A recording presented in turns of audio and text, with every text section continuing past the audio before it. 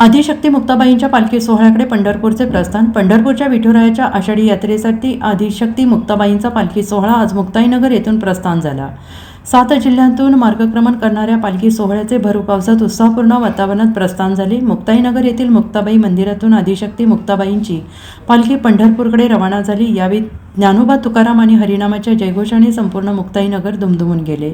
पालखी प्रस्थान सोहळ्यादरम्यान वारकरी भक्तांमध्ये मोठा उत्साह पाहायला मिळाला। विशेष म्हणजे पालखीच्या प्रस्थानावेळी पावसाने हजेरी लावली। या सोहळ्यास पालकमंत्री गुलाबराव पाटील, मंत्री गिरीश महाजन, मंत्री संजय सावकारे, आमदार चंद्रकांत पाटील यांच्यासह मोठ्या संख्येने वारकरी भक्त उपस्थित होते।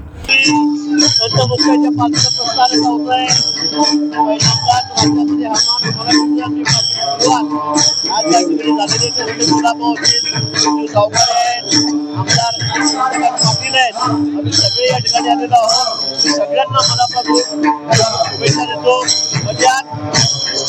आनंदाची गोष्ट हीच आहे की या ठिकाणी आज पावसाला सुरुवात झालेली आहे। सगळा वारकरी सुखावलेला आहे।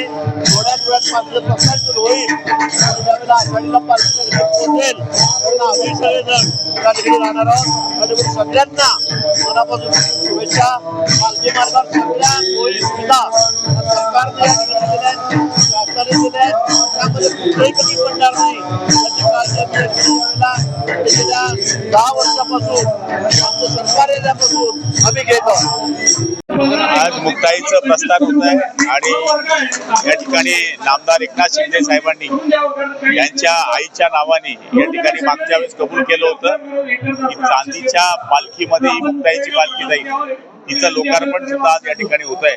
त्यामुळे या कार्यक्रमाला आम्ही 3 मंत्री महोदय, आमदार महोदय या ठिकाणी आलेले आहेत।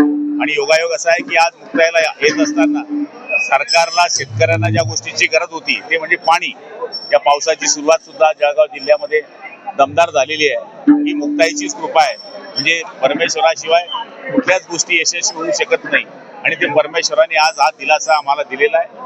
मी मुक्ताईच्या आलेल्या सगळ्या भक्तांचं या ठिकाणी खूप स्वागत करतो आणि त्यांना विनंती करतो की पालखीला जात असताना सगळ्यांनी शिस्तबद्धतेने, काटकसरीने आणि विचारबुद्ध कोणत्याही जीविताची हानी होणार नाही अशा पद्धतीने पालखीमध्ये प्रस्थान करावं अशी विनंती आहे। Bureau report SBN Marathi, Jalgaon.